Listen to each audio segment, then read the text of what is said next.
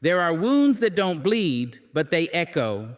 Some pain doesn't scream, it sits quietly, asking only to be felt. There is a kind of pain that does not scream. It does not knock on the door of your chest demanding to be heard. It sits there quietly, breathing with you, almost invisible, but heavier than anything you've ever carried. That is the silent weight of pain. It is the ache that hides behind the words, "I'm okay." It's the tremor in the smile that seems convincing, the sigh between sentences that no one else hears. You wake up with it, you sleep beside it, and you carry it into every conversation like a shadow that won't let go. There are people who think pain is only real when it's loud. They think if you are not crying, you must be fine. But some of the deepest hurts are the ones that have no sound. They don't crash, they don't explode, they don't make a scene. They settle into the corners of your soul and stay there, teaching you how to function while falling apart. They turn your laughter into a practiced act and your stillness into survival. The silent kind of pain is different. It has patience. It doesn't rush to announce itself. It stays long after the storm has passed, long after the apologies, long after the world has moved on. You can be sitting in a room full of people who love you and still feel like you're sitting underwater, where every word sounds distant, every heartbeat muffled. You nod, you smile, you respond, but you are not really there. That's how the silent weight of pain moves. It does not demand attention, but it takes everything from you quietly.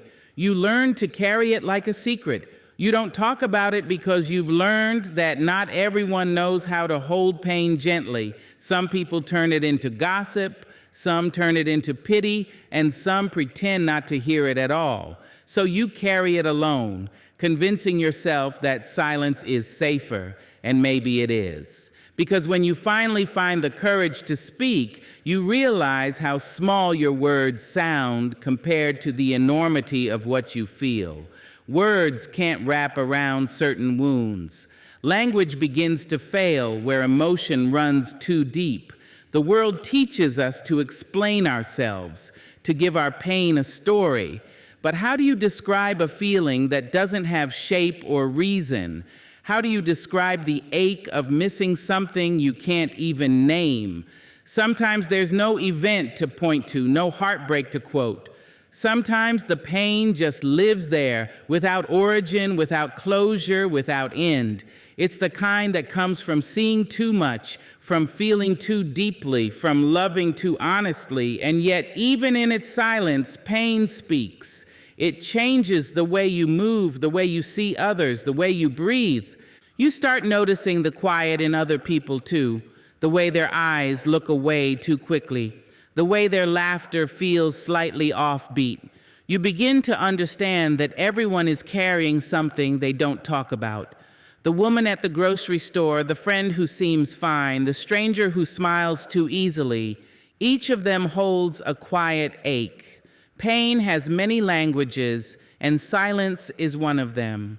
There are nights when the weight of it becomes too much to hold. You lie awake, staring into the dark, trying to find where it hurts the most. But pain like this has no single location. It spreads itself evenly through your soul. It sits in your chest, but it also hums in your bones. It lingers in your memory, but it also hides in the way you avoid certain songs, certain streets, certain faces. It is both everywhere and nowhere. People tell you to let it go, but they don't understand that you can't let go of something that has become part of you. The silent weight of pain molds itself into your being. It changes your rhythm, your reactions, even your faith. It doesn't mean you are broken. It means you are human enough to feel what others run from. It means your heart has depth. It means your soul remembers what love, loss, and longing really mean. The hardest part about silent pain is that it doesn't always show up as tears. It often disguises itself as calm. You become so good at pretending peace that even you start to believe it. You say you're fine because that's what the world prefers to hear. But inside, you are carrying years of unspoken words, unanswered prayers, and unfinished healing. You have trained yourself to keep walking even when your knees want to give out. That's what silent pain does. It teaches endurance. It turns survival into an art form. And somehow, amid all this weight, there is still a strange kind of grace, because silence teaches you to listen to yourself, to others, to the world. You begin to recognize the sound of your own soul breathing. You find moments of stillness that don't demand explanation. You begin to see beauty even in broken places. Pain humbles you. It strips away illusions. It makes you softer in ways the world doesn't always notice. There will be days when the silence feels unbearable, when every breath feels like lifting a mountain. On those days, remind yourself that even silence is a language of survival. Every heartbeat says, I am still here. Every breath says, I am still fighting. You may not have words for your pain, but you have the strength to live through it, and that is its own kind of poetry. Because the truth is, not every wound needs an audience. Not every ache needs a witness. Some pains are private prayers whispered only between you and the universe. They are not meant to be spoken, only endured, only transformed. You may never find the words to explain what you've been through, and that's okay. Some pain doesn't need to be explained. It just needs to be respected. The silent weight of pain does not make you weak. It means you've learned how to keep going without applause, how to heal without attention, how to stand without being understood. It means you've carried darkness and still chosen to see light. It means that somewhere inside you, despite everything, there is still hope. And that hope, small, flickering, almost invisible, is what keeps you alive. It whispers in the quietest moments, "You are not done yet." It holds your hand when no one else does. It reminds you that even silence can be sacred, that even pain can be purposeful, and that even the heaviest heart still beats for something beautiful. We live in a world that glorifies expression. Everywhere you turn, there's a voice demanding to be heard, a story waiting to be told, a caption fighting to sound profound. We are taught from a young age that speaking is strength, that sharing is healing, that silence is a kind of failure. But there is a misunderstanding buried deep in that belief, the idea that everything felt must be spoken, that every truth must be shared, that every emotion must have an audience. Some feelings are too raw, too sacred, too unfinished to be wrapped in language. The misunderstanding of expression lies in confusing noise with honesty, words with wisdom, and exposure with healing. There are things the heart knows that the mouth cannot say. The human experience is not meant to be narrated at every turn. Some moments are meant to be lived, not explained. Yet the world pressures us to find words, even when the soul is still learning what it feels. We are told that silence means repression, that quiet means weakness. But there is a kind of dignity in restraint. Not every emotion needs translation, because not all truths can survive the weight of words. When people say, "Speak your truth," they often forget that truth itself is alive. It moves, it changes, it breathes. What was true yesterday may not be true tomorrow. The truth you speak in the middle of pain may sound different once the pain has softened.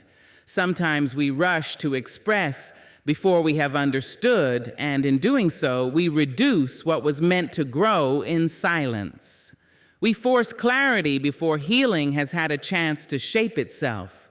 In that rush, we mistake expression for relief and talking for transformation. But healing is not found in the telling. It is found in the understanding that often follows long after the words have faded. Expression, when misunderstood, becomes a performance.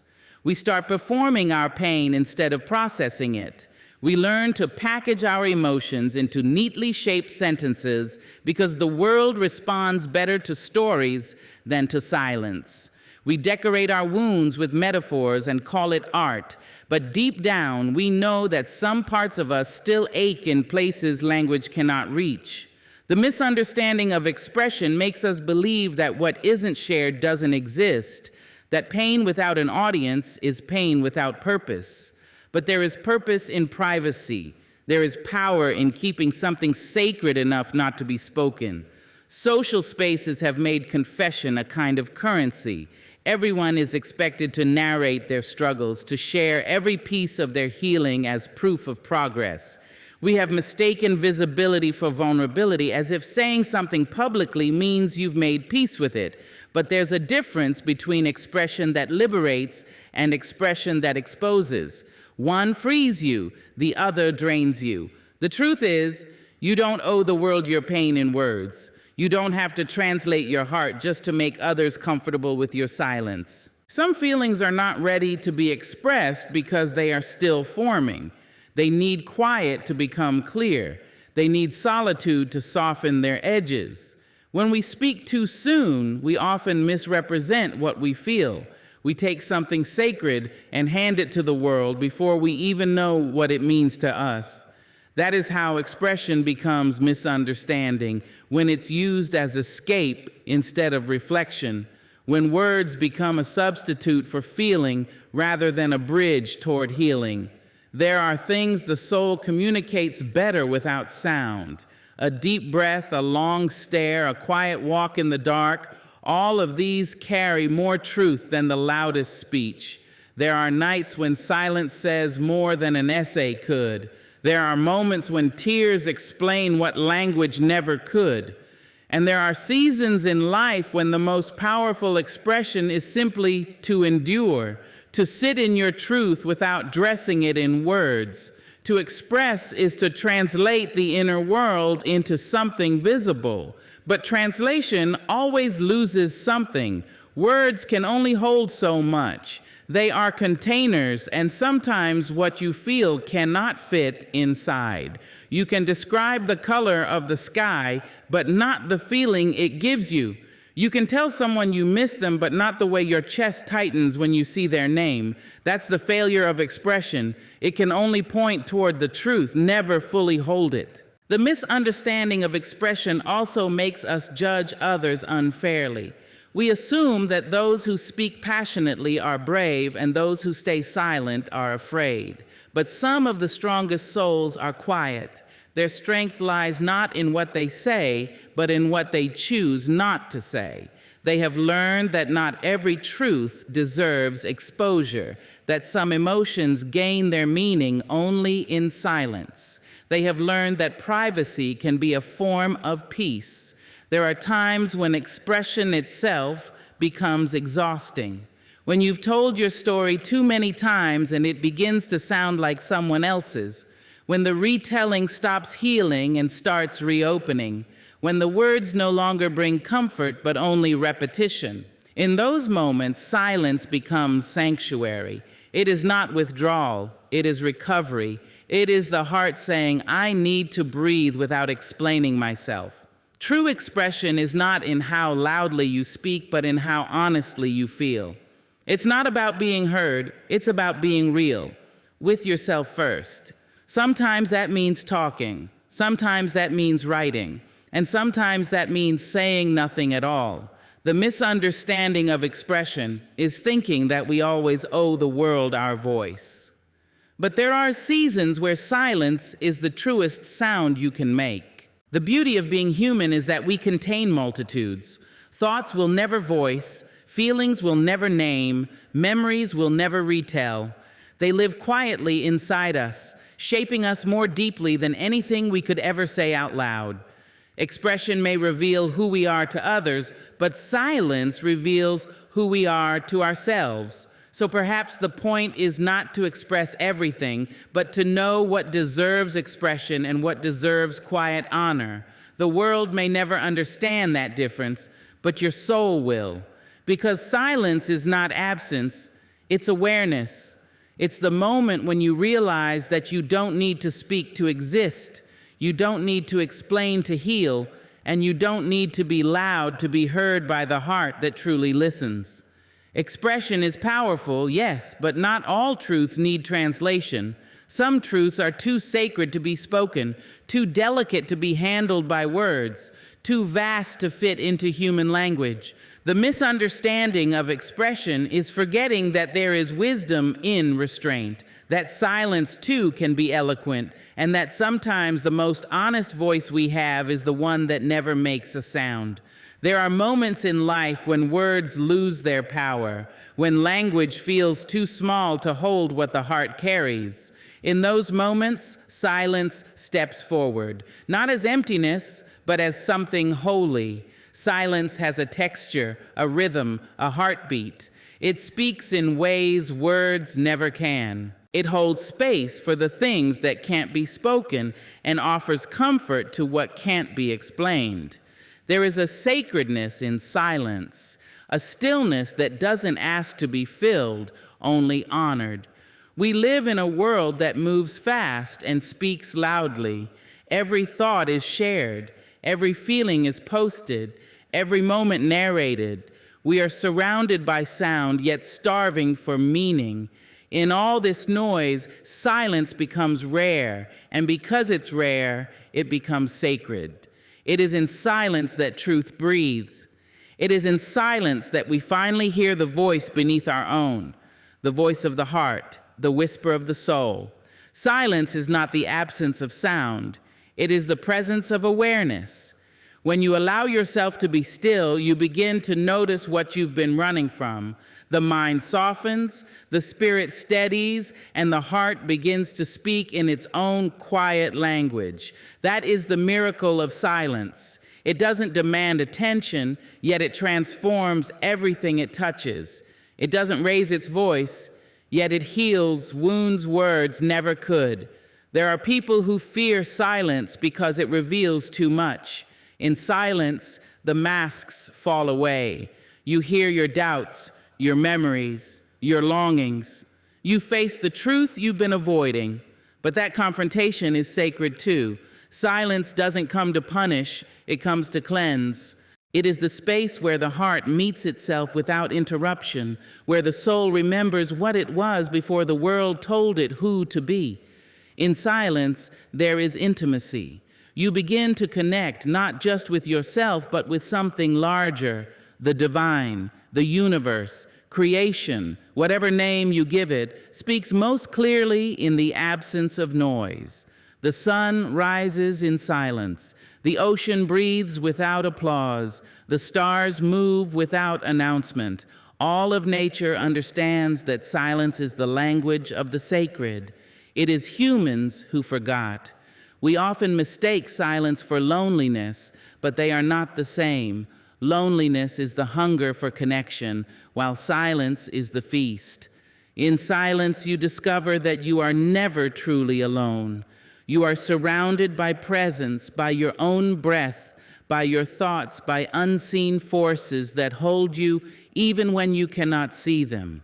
When you sit quietly, you start to sense the invisible.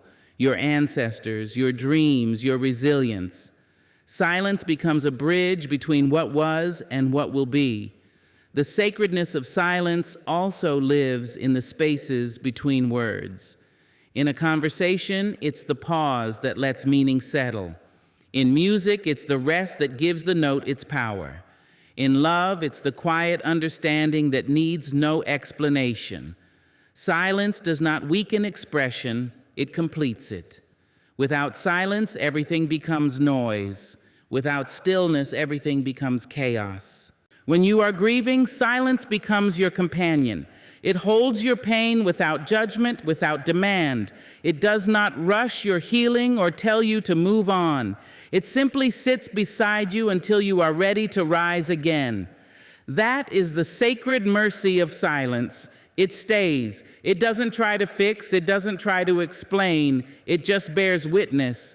Sometimes the purest form of love is the one that listens without speaking.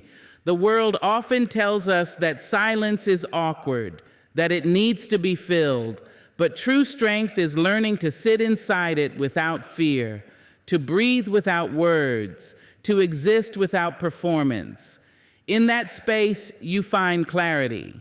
You realize that the things you once chased were distractions, that the peace you were searching for was always waiting behind the noise. There are kinds of healing that only silence can bring. When your mind is loud with overthinking, silence teaches simplicity. When your heart is heavy with memories, silence teaches surrender. When your spirit is tired from pretending, silence gives permission to rest.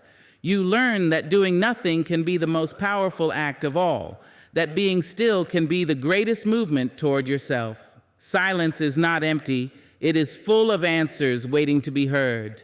It is the pause before understanding, the breath before forgiveness, the calm before truth arrives. When you sit long enough in silence, you begin to notice the small things, the sound of your breath, the rhythm of your heartbeat, the hum of life beneath everything.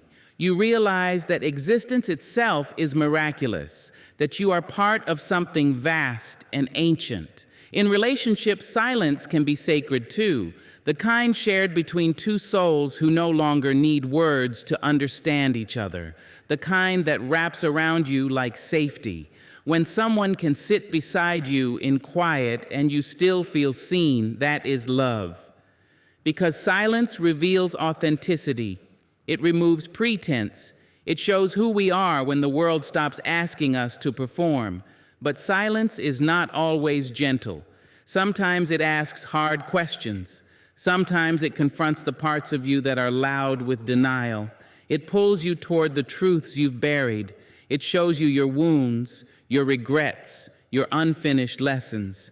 Yet even that is sacred, because silence doesn't destroy, it purifies. It burns away illusions until only truth remains. And truth, even when painful, is freedom. To sit in silence is to trust that you don't need to fill every space to be worthy. You don't need constant sound to prove you exist. You don't need to explain your journey to make it meaningful. In silence, you are already enough. You are already whole. You realize that peace isn't something to be found. It's something you uncover beneath the noise of living. The sacredness of silence lives in every pause we take to remember who we are. It lives in prayer, in meditation, in the moments we stand before the sunrise and simply watch. It lives in the space between loss and acceptance, between confusion and clarity, between chaos and calm. It is there, waiting, patient and timeless, asking for nothing but presence. The most powerful truths are not shouted, they are whispered through silence. And when you learn to listen to that whisper, you begin to live differently. You stop chasing validation. You stop forcing understanding. You begin to trust the stillness inside you. Silence becomes your teacher, your healer, your mirror, because when all else fades, when the world grows quiet, when words no longer make sense, it is silence that remains. It is silence that holds you. It is silence that reminds you that everything sacred has always spoken softly. There are moments when language fails us, when words, once trusted to carry truth, suddenly feel too small, too fragile, too shallow. You reach for them and they fall apart before they reach your lips. That is when words betray. They were supposed to protect, to explain, to release, but instead they twist, they weaken, they crumble under the weight of what you're trying to say. There is a kind of pain, a kind of love, a kind of loss that refuses to fit inside a sentence. Words, for all their beauty, can sometimes be a cage for feelings that were meant to fly free. When you are hurt, people tell you to talk about it. You'll feel better if you say it out loud, they say. But what happens when speaking only makes it worse? When the moment you name your sorrow, it begins to sound less true, less sacred? Some emotions lose their power when spoken. Some memories lose their magic when told. There are truths that live better in silence because the second they meet language, they are reduced, altered, reshaped into something smaller than they really are. That is the betrayal of words. They promise to deliver your truth, but they often deliver only the shadow of it. Words can be sharp when they're meant to soothe. They can cut when all you wanted was to be understood. Sometimes you speak from the heart, but what reaches the other person is something else, distorted, misheard, or taken apart. And suddenly what was once tender becomes tense. What was once intimate becomes distant. That is the quiet tragedy of communication. Between the feeling and the phrase, something is always lost. The heart speaks in music, but words translate it into math. You can spend hours searching for the right thing to say, but there are moments when no right words exist. The truth you feel cannot be carried by syllables. It is too vast, too alive, too aching. You stand there, tongue heavy, heart full, and nothing that comes out sounds real enough. You end up speaking in fragments, hoping the other person hears what you meant, not just what you said. But that hope rarely lands. Words betray, not because they are empty, but because they are limited. They were never built to hold the infinity of emotion. Think of the times you've said, "I'm fine," when you weren't. Think of the times you've said, "It's okay," when it wasn't. Those words become armor, shields that hide what trembles beneath. But sometimes they also become lies we tell ourselves. Words can protect, yes, but they can also imprison. When you say you're fine enough times, you start believing it. You begin to speak your own denial until it sounds like truth. That is another kind of betrayal, the one where language turns against the soul that speaks it. There is a moment, too, when words come too late. You find them only after the person you needed to say them to is gone. You rehearse the conversations in your head, every sentence you wish you had spoken, every apology that never found its way out. But time does not wait for the right words. And sometimes silence takes their place forever. Words can betray by arriving too soon or too late, never when they're truly needed. In love, words are both gift and gamble. They can build bridges or set them on fire. You can say, "I love you," and mean it with your whole being, yet somehow it sounds ordinary. Or you can stay silent and your eyes speak more truth than any confession could. Love at its deepest often outgrows language. It becomes something that can only be felt between breaths, between glances, between the spaces where words dare not go. And when we try to describe it, we only end up dimming its light. Words betray, too, in grief. People come to you trying to comfort, and their well-meant phrases land like stones. Everything happens for a reason. They're in a better place. You nod politely, but inside, your pain rages. Because those words, though kind, make something infinite sound tidy. They turn your heartbreak into a slogan, and in that moment, you realize how fragile language is in the face of loss. There are no words big enough to hold the absence of someone you love. There are only silences, breaths, and the quiet throb of memory. Sometimes words betray because we use them to fill the quiet instead of to honor it. We rush to explain what doesn't need explanation. We rush to comfort when comfort requires presence, not poetry. There are moments when the truest expression is not a sentence, but a shared silence. Yet we speak anyway because silence scares us. We think that if we can name the pain, we can control it. But pain doesn't obey language. It doesn't soften just because it has been described. We forget that words are symbols, not truth itself. They point toward meaning, but are not the meaning. When you say sunset, you are not holding the light in your hand. When you say forgive, the healing doesn't instantly arrive. When you say goodbye, it doesn't stop the ache that follows. Words are echoes of experience, not the experience itself. The misunderstanding comes when we start treating them as the real thing. Yet even knowing all this, we keep using them because words are the only tools we have. We shape them, polish them, push them to carry as much truth as they can, even when they spill most of it along the way. Maybe betrayal is part of their nature. Maybe that's what makes them human too. Imperfect, imprecise, always trying and never quite enough. There are times when you will wish you could speak your heart clearly, when you will stand in front of someone and feel your throat close around everything you mean to say. You will search for words and find only silence. But perhaps that silence is not failure. Perhaps it is truth's last protection. Some things are too sacred to be spoken. Some truths are too alive to be pinned down. When words betray, it is not always a curse. Sometimes it is mercy. Sometimes it is the universe protecting what must remain unspoken, because what can't be said often carries more power than what can. The things we cannot explain are often the ones that change us most deeply.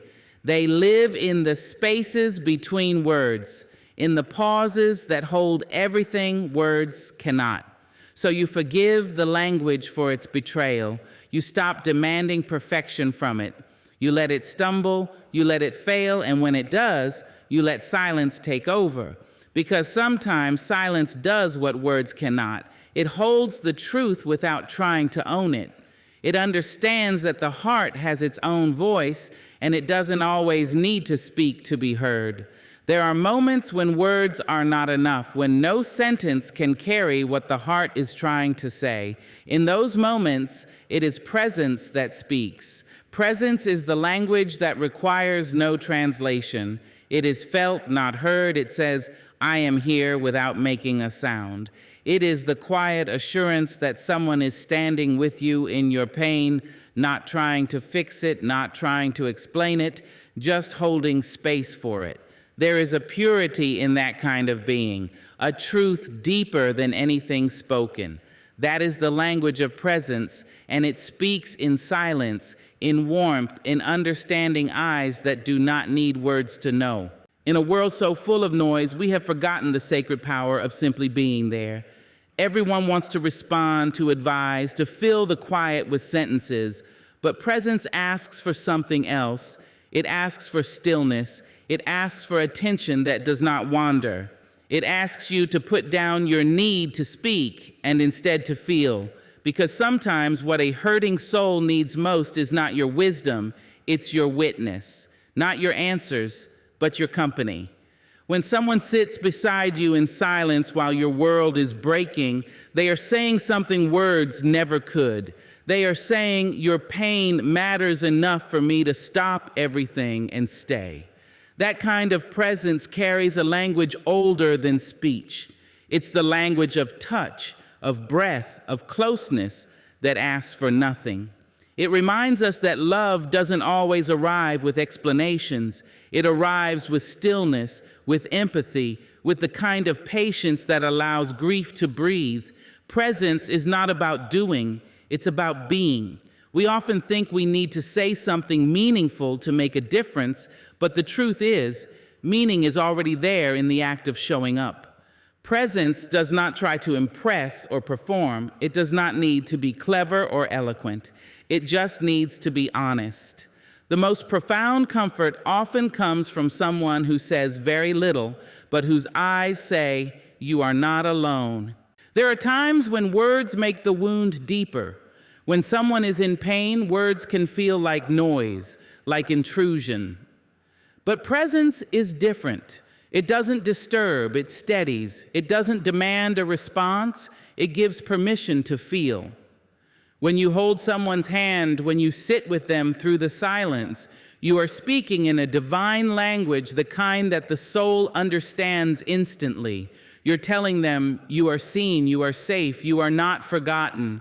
We underestimate the power of our presence because we are so addicted to expression. We think silence means we've failed to comfort, when in truth, silence can be the greatest form of love. To be present is to surrender control, to stop trying to make things better, and instead to simply allow what is. That takes courage. because presence asks you to bear witness to pain without retreating. It asks you to sit inside someone else's sorrow without needing to escape. The language of presence is simple but sacred. It doesn't rush. It doesn't fill the air with words meant to soften the truth. It lets the truth exist exactly as it is. It honors the moment instead of managing it. There is grace in that stillness, the kind of grace that says, I don't have to fix you to love you. That message is worth more than 1,000 phrases of comfort, because love is not proven by the words we speak. It's revealed by the time we give.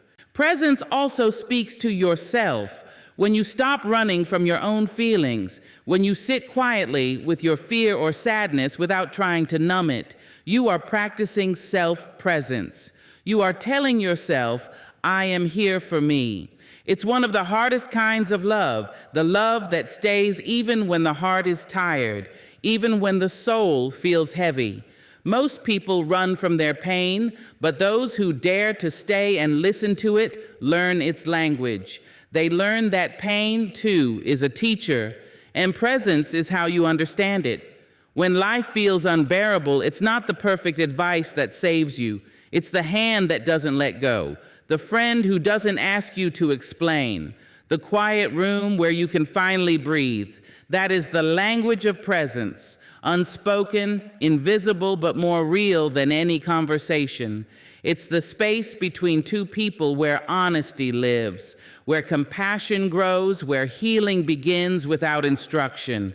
Presence has its own rhythm. It slows you down. It makes you listen, not to words, but to hearts. It's the way a mother sits beside her child in the middle of the night, saying nothing, just being there. It's the way lovers share a sunset without speaking, both feeling the same unspoken peace. It's the way a friend waits beside your hospital bed, not knowing what to say, but knowing they must stay anyway. All of these moments speak in the same language, the quiet certainty that love does not need to be loud to be real. We often confuse presence with proximity, but they are not the same. You can be near someone and still be absent. You can sit beside them and still be somewhere else in your mind. True presence requires attention. It asks you to arrive fully, to bring your heart, your patience, your stillness, to really see the person in front of you, to listen not only to their words, but to what they are not saying, to be so attuned that even silence becomes communication. The language of presence doesn't demand fluency, it demands sincerity. You don't have to know the right thing to say. You don't even have to say anything. You just have to be real. Authentic presence doesn't promise healing, it promises honesty. It tells the other person, I may not understand your pain, but I refuse to let you face it alone. There is a reason we remember those who stood beside us more than those who spoke to us. Words fade, but presence lingers. Long after conversations are forgotten, the feeling of being seen remains. You remember the embrace that didn't ask questions, the quiet companionship that gave your pain dignity. That is the timeless power of presence. It leaves an imprint beyond sound, a comfort that continues to speak even when the moment has passed. Presence is not something we do, it is something we allow. It's the stillness we bring to others and to ourselves. It's the deep breath we take before reacting, the pause before judgment, the openness before understanding. It's a language without words, yet it carries the truest message of all, that love is not about what you say, but how fully you show up. When you learn to speak that language, you begin to understand that silence is not empty, it's alive. It holds everything words can't, compassion, truth, and peace. And when you offer that to someone, your quiet, your time, your undivided heart, you become the voice they didn't know they needed to hear. Because presence says what words never can. You are not alone, and you never will be. Healing does not always come with answers. Sometimes it arrives quietly, without reason or rhythm. It does not announce itself, nor does it always make sense. One day you realize the ache isn't as sharp, the tears don't fall as often, and you can breathe again without that heaviness sitting on your chest. You may not know how or when it happened. Healing, real healing, is often beyond explanation. It does not follow the logic of time or the steps of reason. It unfolds in its own sacred way. There are pains that cannot be measured, wounds that no one can see. They live inside us, hidden behind smiles and strength. We want to explain them to make them neat and understandable, but the truth is the heart does not heal on command. It bends, it breaks, it mends in silence. Healing asks for patience when your spirit is tired, forgiveness when your pride is loud, and softness when your instinct is to harden. It is not a journey that can be mapped. It is a quiet returning to yourself. We often seek explanations because they make pain feel purposeful. If we can name the reason, we think we can control it. But some experiences will never offer that clarity.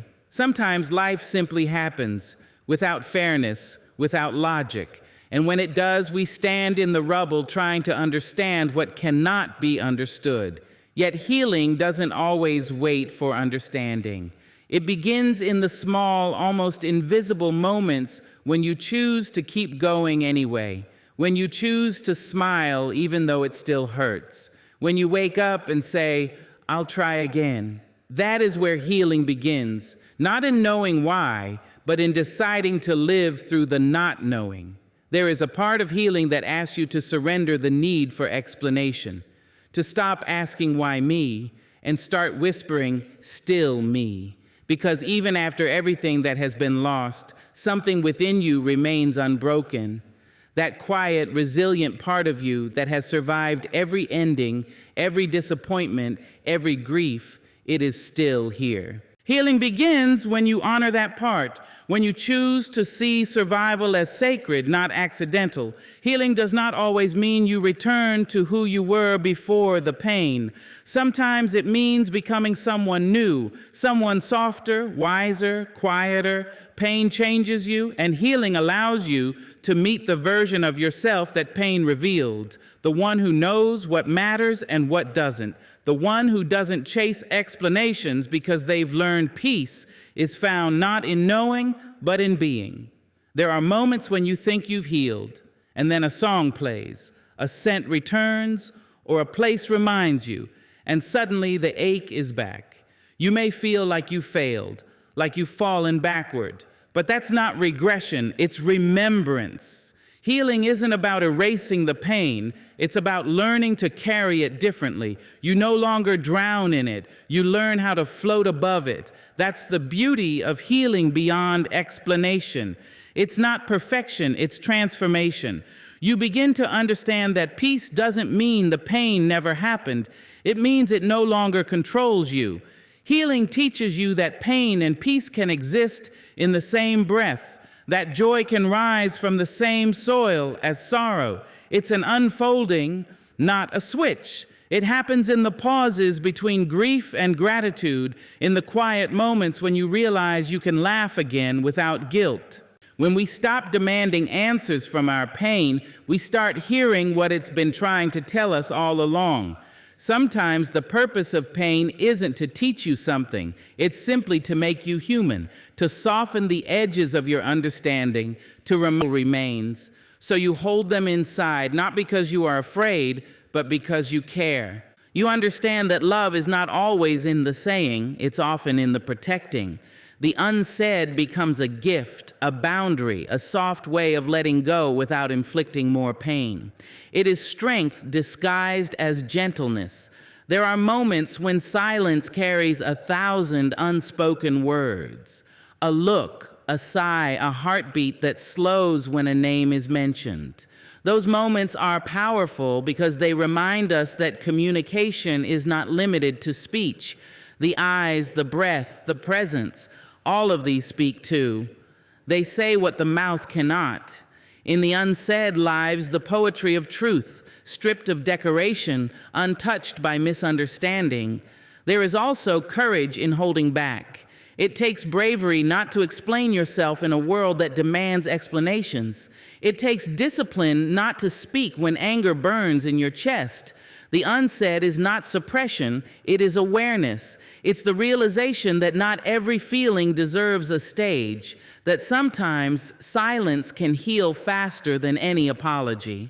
We are often taught that expression equals freedom, but sometimes restraint is the real liberation. The unsaid is where understanding grows. When words stop, listening begins. Deep, quiet listening, not to someone else, but to yourself. You start to hear your intuition, your truth, your boundaries. You realize that silence isn't empty. It's full of answers that words often blur. In that space, you meet yourself again. You learn that strength isn't always loud or visible. Sometimes it looks like a deep breath instead of a response. Sometimes it looks like walking away instead of explaining why. The strength of the unsaid is not coldness, it's grace. It's the understanding that words, once released, cannot be taken back. So you hold them, you weigh them, and sometimes you choose not to send them into the world. That is not weakness, that is wisdom. The kind of wisdom that comes from being broken and rebuilt enough times to know that peace is too precious to waste on unnecessary speech. In relationships, the unsaid can build or break. It can be the comfort of shared silence where two souls understand each other without needing words, or it can be the distance that grows when fear silences truth. The difference lies in intention. Silence born from fear imprisons, but silence born from love frees. It gives space for reflection, for respect, for the kind of understanding that does not need translation. When two hearts can sit together and say nothing and still feel connected, that is a sacred strength. There are things we never say because we know the world will not understand them. Private hopes, hidden griefs, quiet forgivenesses. We keep them inside, and though they may feel heavy, they shape us. They make us more tender, more compassionate. The unsaid refines the soul. It teaches patience, empathy, humility. It reminds us that not everything real can be revealed. Some truths are meant to be lived, not spoken. We often underestimate the healing that silence brings. When words are too sharp, too clumsy, silence steps in and holds the wound gently. It doesn't demand to be understood, it simply allows space for breath. Sometimes the unsaid is what saves us. It gives the heart time to soften, the mind time to settle. It keeps us from saying things we cannot unsay, from acting on emotions that are temporary. It is the pause that protects us from regret. There is a quiet nobility in choosing the unsaid. It's the decision to rise above the noise, to trust that your truth does not need validation. It's the understanding that not everyone deserves access to your depths. When you choose to remain silent, you reclaim your power. You stop giving your peace away for the sake of being understood.